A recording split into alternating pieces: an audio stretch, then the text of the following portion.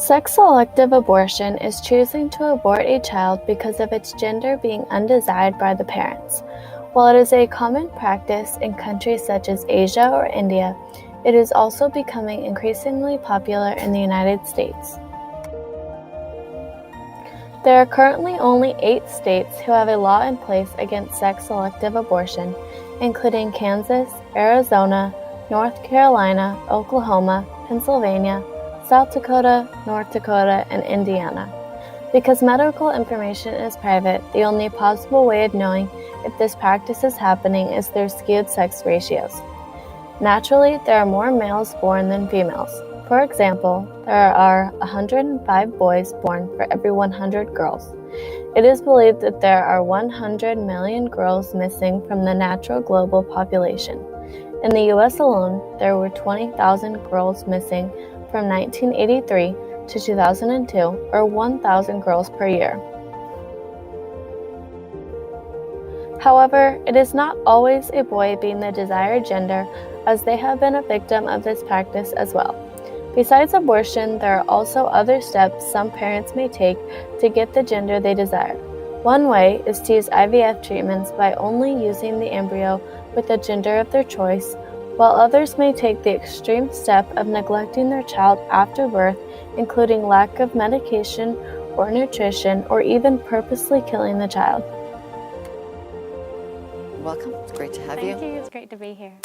What do sex-selective abortions tell us about humanity? I think it's a very significant issue, and it's one that actually makes me really sad, because when we're talking about sex-selective abortions, we are talking about that it's the females who are the ones who are often, the parents choose not to have the female daughter. And I think what it says about humanity is that, unfortunately, I think we haven't come quite as far as we would like to think we have in the area of women's rights, actually, and just valuing each human life and holding it, considering it to have intrinsic value as a human life, rather than measuring it by different ways, monetary means, and finding more value in males and females. You have traveled to many places. Wellspring is an international aid organization that goes into some of the neediest places, but you've come to really understand those cultures that would have the girl child be a throwaway. What's going on there? Tell us what's pandemic in that culture. Well, I think it's a very deeply rooted issue that probably needs so much time to dig into. But I was reading even recently that in India, where they've struggled with this issue for so long, they say there are 30 to 40 million missing women, is the way they put it, due to the selective abortion, where families were choosing to abort female babies. 30 to 40 million women. And of course, the effects on the culture are huge, both from a practical perspective, because it's altered the natural ratio of male to female. They say in a society where men and women are treated equally, for every 100 males, you would have about 103 to 105 females. In India, in some places, is looking at a reduction of about 90 women to 100 men. And what that ends up doing is you don't have enough women for the way things are carried out in society. There aren't enough women, and so there ends up being bride sharing. Rape and molestation has gone up. Trafficking has gone up. And so the practical effects in a society are significant. But again, I would still say the more significant issue we have to address is just that issue of what are we actually saying about the value of a human life. Hundreds of Indian women protest against this practice that is so commonly happening around them. There are no laws against having daughters in India, but parents are choosing to have a boy in order to avoid paying for their daughter to have an education, as well as not needing to pay a dowry to her husband or his parents when she gets married.